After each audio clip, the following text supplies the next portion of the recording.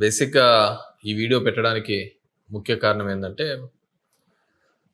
అధికారంలో ఉన్నప్పుడు మామూలుగా గుడ్ మార్నింగ్ ధర్మవరము, లేకుంటే వివిధ కార్యక్రమాల ద్వారా ప్రజల వద్దరికి వెళ్ళడము, ప్రభుత్వం నుంచి వచ్చే పథకాలు కావచ్చు, ప్రభుత్వం నుంచి అందించే సహాయం కావచ్చు,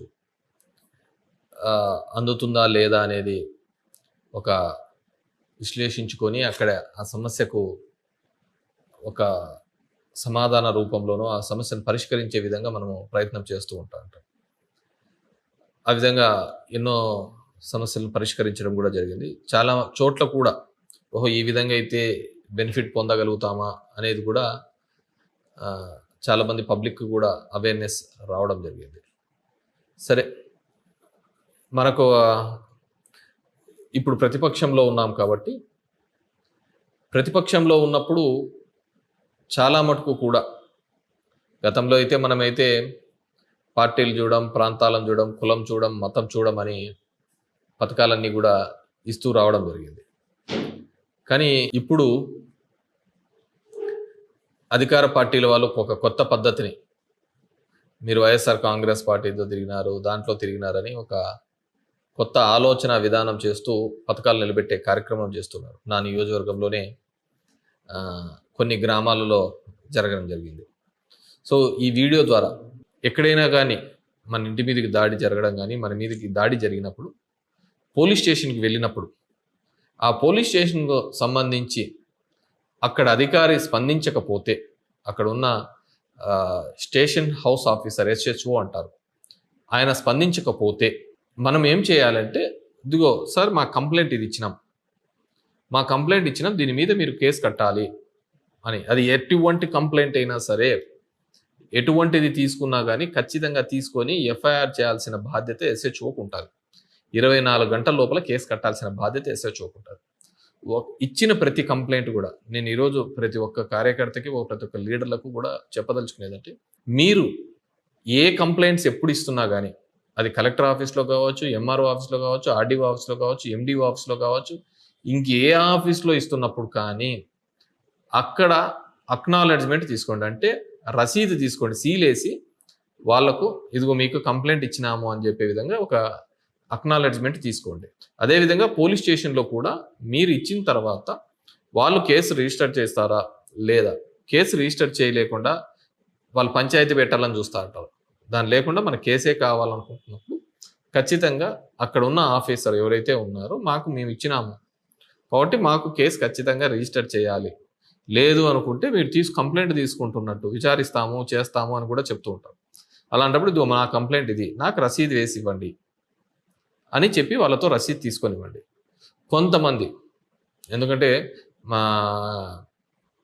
కొంతమంది రసీదు ఇవ్వరు. మరి రసీదు ఇవ్వనప్పుడు ఏం చేయాలా? రసీదు ఇవ్వనప్పుడు మనం ఏం చేయాలి అంటే, మనం తీసుకొని వచ్చి దాని సంబంధించిన SI కోటి, సంబంధించిన CI కోటి, DGP కోటి, వీళ్లకు రిజిస్టర్ పోస్ట్ చేయాలి. రిజిస్టర్ పోస్ట్ చేసిన తర్వాత మనకు ఒక 3-4 రోజుల లోపల వాళ్ళకు రీచ్ అయ్యింది అని, రిసీవ్ అయింది అని ఒక కాపీ వస్తుంది. అది రిసీవ్ అయినా, రిసీవ్ కాకపోయినా, వాళ్ళు తీసుకోకపోయినా కూడా, తీసుకోలేదనే రిజెక్ట్ అయిన కాపీ కూడా వస్తుంది. వాళ్ళు వద్దనుకున్న కాపీ, ఏదో ఒక కాపీ వస్తుంది. కాపీ వచ్చిన తర్వాత వాళ్ళు కేసు రిజిస్టర్ చేయకపోతే ఇమ్మీడియట్గా ప్రతిరోజు కూడా మీకు సంబంధించిన కోర్టులలో మొట్టమొదటి న్యాయమూర్తి గారు బెంచ్లో కూర్చున్న తర్వాత ఆమె ఫస్ట్ పిలిచేది ఏంటంటే, అర్జీదారులు అని పిలుస్తుంది. ఎవరైనా అర్జీదారులు ఉంటే రండి అని పిలుస్తాడు.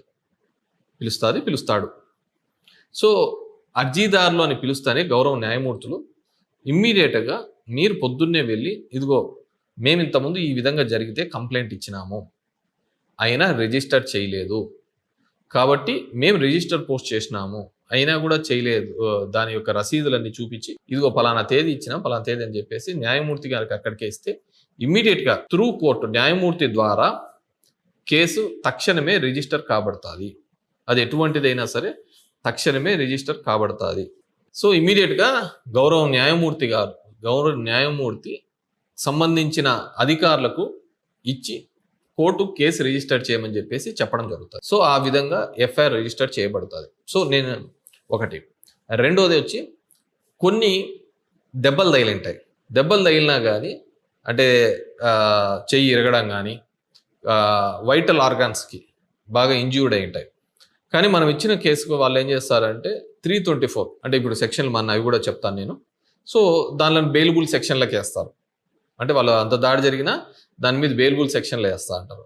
సో అలాంటప్పుడు ఏం చేయాలి అంటే మనం ఇమ్మీడియట్గా గవర్నమెంట్ ఆసుపత్రుల్లో ఎక్కడైతే ట్రీట్మెంట్ చేయించుకున్నామో ఆ గవర్నమెంట్ ఆసుపత్రులకి వాళ్ళతో మనం మెడికల్ సర్టిఫికేట్ తీసుకోవాలి. ఎప్పుడే కానీ ఒకటి గుర్తు పెట్టుకోండి, మనకి ఏదైనా కానీ మనకు సంబంధించిన వాళ్ళకి కానీ ఇంకోరు కానీ ఎవరికైనా కానీ ఏదైనా కానీ జరిగితే ఫస్ట్ గవర్నమెంట్ హాస్పిటల్కి పోతానే అక్కడ MLC మెడికల్ లీగల్ సెల్ అని ఒకటి ఉంటుంది. అంటే కానిస్టేబుల్ వచ్చి నీ దగ్గరికి ఆ సంబంధించిన పెద్ద ఆసుపత్రి కావచ్చు, అంటే గవర్నమెంట్ ఆసుపత్రి, డిస్ట్రిక్ట్ ఆసుపత్రి కావచ్చు, ఇక్కడ కావచ్చు, ప్రతి గవర్నమెంట్ హాస్పిటల్లో కూడా ఒక కానిస్టేబుల్ ఉంటాడు. ఆయన ఫస్ట్ ఇన్ఫార్మ్ చేస్తాడు సంబంధించిన స్టేషన్కి, సార్ ఇట్లా మీ స్టేషన్ నుంచి మీ స్టేషన్ పరిధిలో దెబ్బలు తగిలాయని ఒకరు వచ్చి జాయిన్ అయినారు, మీరు రండి ఇటుకి అని చెప్పేసి ఒక కానిస్టేబుల్ ఏఎస్ఐయో ఎస్ఐయో దాని తీవ్రతను బట్టి ఆయన అక్కడికి వస్తాడు. వచ్చిన తర్వాత మన కంప్లైంట్ మనం ఏది చెప్తామో ఆ కంప్లైంట్ తీసుకుంటాడు. రెండోది బాగా గుర్తుపెట్టుకోండి, మనం ఆ విధంగా కంప్లైంట్ ఇచ్చేటప్పుడు కూడా మనం వీడియో తీయండి. ఎందుకంటే దానిలో మనం ఇచ్చిన కంప్లైంట్ ఒకటి, వాళ్ళు రాసిన కంప్లైంట్ ఒకటి ఉండకోకుండా ఆ వీడియో కూడా తీస్తే మనకు అది బాగా గట్టిగా సాక్ష్యంలాగా ఉంటుంది. సో ఆ వీడియో అన్ని కూడా తీసి పెడితే ఖచ్చితంగా ఆ కేసు రిజిస్టర్ చేస్తారు. హాస్పిటల్స్లో ఇచ్చిన కంప్లైంట్ ఏదైనా కానీ రిజిస్టర్ చేస్తారు. రెండోది, ఇప్పుడు ఇంతకుముందు చెప్పిన విధంగా దెబ్బలు ఎక్కువగా ఉన్నాయి. దెబ్బలు ఎక్కువగా ఉన్న టైంలో ఏం చేయాలంటే ఆ వూండ్ సర్టిఫికేట్ అవన్నీ తీసుకొని పోతే అది 326 కిందకి కన్వర్ట్ చేసి, ఏదైతే 324 బెయిలబుల్ కిందగా పెట్టాడో అది 326కి బెయిలబుల్గా చేసుకొని నాన్ బెయిలబుల్ కేసు అవుతుంది. మామూలుగా కొత్తగా ఇచ్చిన దాని ప్రకారం సుప్రీంకోర్టు ఇచ్చిన గైడ్లైన్స్ ప్రకారం 7 సంవత్సరాల కంటే కింద ఉండేవన్నీ కూడా బెయిలబుల్ సెక్షన్స్, నాన్ బెయిలబుల్ అయినా కానీ స్టేషన్ బెయిల్ ఇవ్వాలి అని చెప్పేసి it's description of the officer యొక్క దీన్ని బట్టి బెయిల్ ఇవ్వాలి అని చెప్పేసి 7 సంవత్సరాల కంటే కింద ఉండేది. 7 సంవత్సరాల కంటే పైన ఉండేది ఏదైతే ఉందో, 7 సంవత్సరాలకి అయితే పైన ఉందో వాటిని ఖచ్చితంగా రిమాండ్కి పంపించాలి. సో ఎప్పుడైతే మీరు ఈ వూండ్ సర్టిఫికేట్ తీసుకుంటారో, దెబ్బలు తగిలినట్టు హాస్పిటల్ నుంచి సర్టిఫికేట్ తీసుకుంటారో 324 అనేది 326 అవుతుంది. అప్పుడు అది నాన్ బెయిలబుల్ కింద అవుతుంది, 10 సంవత్సరాల కిందికి వస్తుంది. కాబట్టి ఖచ్చితంగా వారిని జైలుకి పంపిస్తారు, రిమాండ్కి పంపిస్తారు. ఒకటి.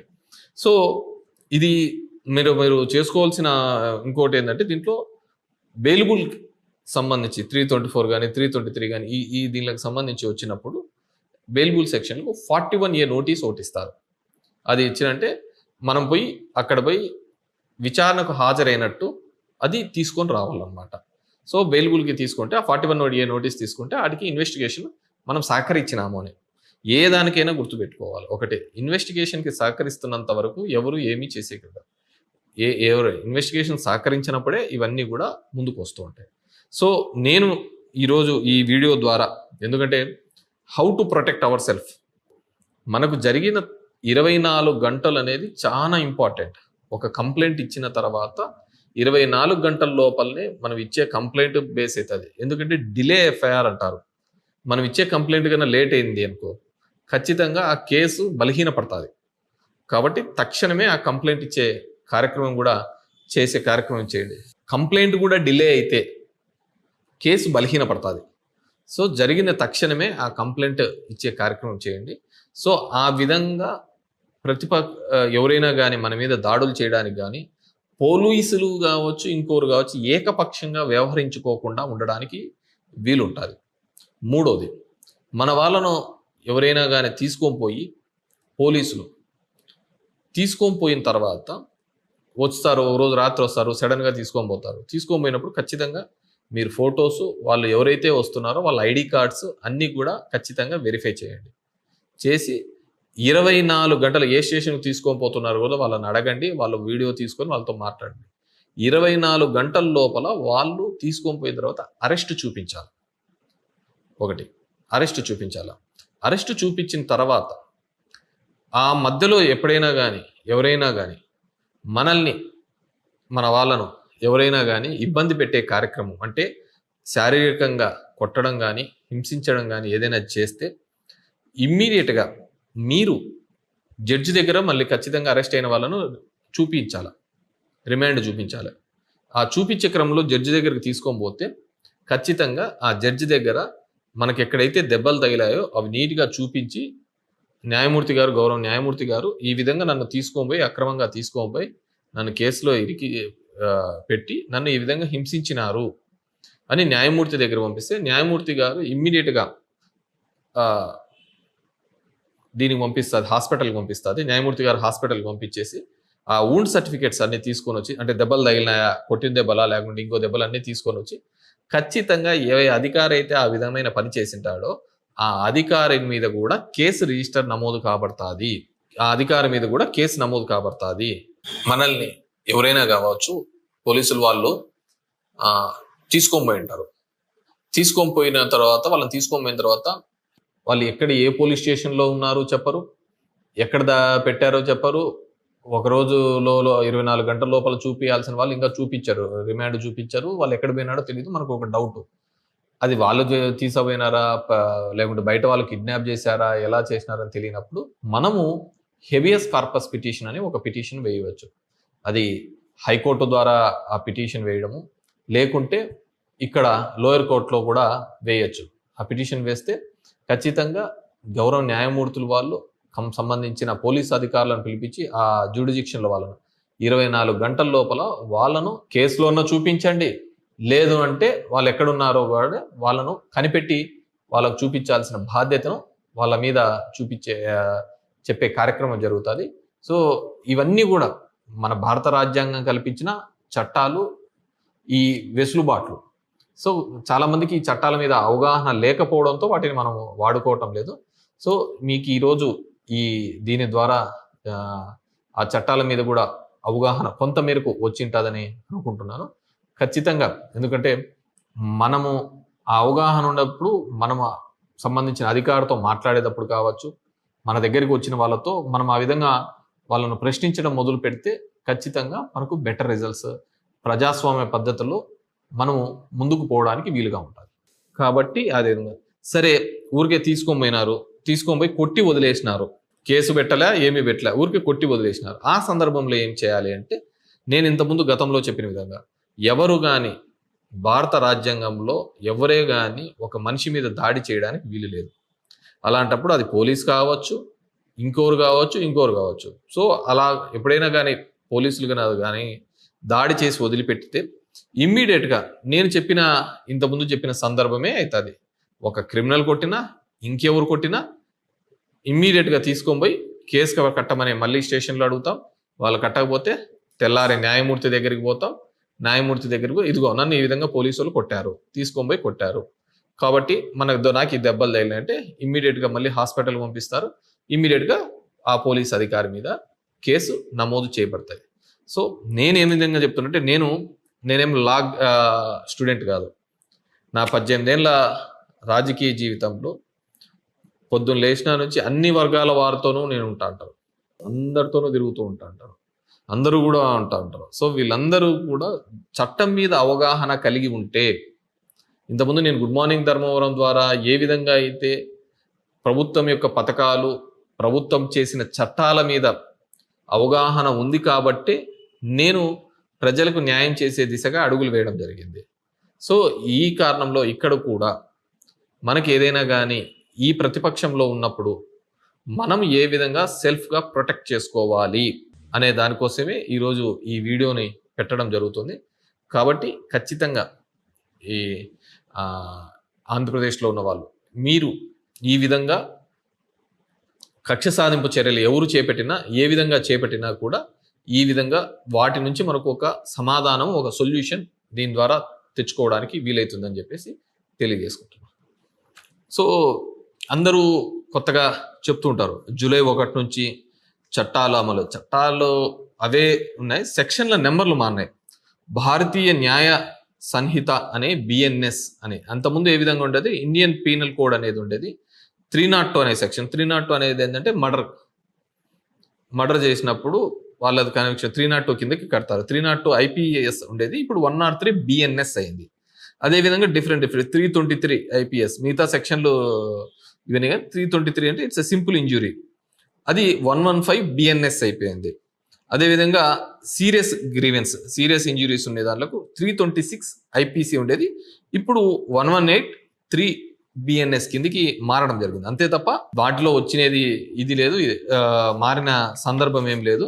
సెక్షన్లు మానే, అది ఒక పౌరుడుగా మనకు అది లాయర్లకు పోలీసు వాళ్ళకు వాళ్ళకు సంబంధించి ఆ సెక్షన్ల మార్పు, కానీ మనకు జరుగుతున్న విషయానికి సంబంధించి దీని మీద మనం కొద్దిగా అవేర్నెస్ ఉంటే ఏ విధంగా మనల్ని మనం ప్రొటెక్ట్ చేసుకోవాలి. ఎప్పుడే మన కోసం ఇంకోడు దిగి వచ్చినాడు, ఇంకోడు కోసం మన కోసం పుడతాడని కాదు. ప్రభుత్వం నుంచి వచ్చేవి కావచ్చు, మనల్ని ఎవరైనా కానీ కక్ష సాధింపుతో వేధిస్తే కావచ్చు, ఈ రెండింటినీ మీకు వివరించడం జరిగింది. ఖచ్చితంగా భవిష్యత్తులో మీరు మిమ్మల్నిగా ప్రొటెక్ట్ చేసుకొని అందరూ కూడా అండగా నిలుపుతాం. మేము అందరము ఉంటాము, అందరం కూడా కలిసికట్టుగా ఈ 5 సంవత్సరాలు కూడా పోరాడాల్సిన అవసరం ఉంటుంది, పోరాడతాం కూడా. కానీ అంతకు ముంచి మనం ఏ విధంగా ఉండాలని, నేను ఇంతకుముందు చెప్పిన విధంగా నా జర్నీలో డిఫరెంట్ కైండ్ ఆఫ్ పీపుల్ని ఏ విధంగా మా క్యాడర్ని కాపాడుకోవడం కావచ్చు, అదేవిధంగా ఈ విధంగా అక్రమ కేసులు పెట్టినప్పుడు ఏ విధంగా వాటి నుంచి బయటపడాలని మేము చేస్తూ ఉంటాం మామూలుగా. అదేవిధంగా మా ప్రాంతంలో ప్రభుత్వం నుంచి చిన్న టెక్నికల్గా ఉన్నప్పుడు చట్టం మీద అవగాహన ఉంటే, చట్టం మీద అవగాహన ఉంటే ఖచ్చితంగా మనం కాపాడుకోవడానికి వీలుంటుంది, 10 మందిని కాపాడడానికి కూడా వీలుంటుంది. Thank you very much.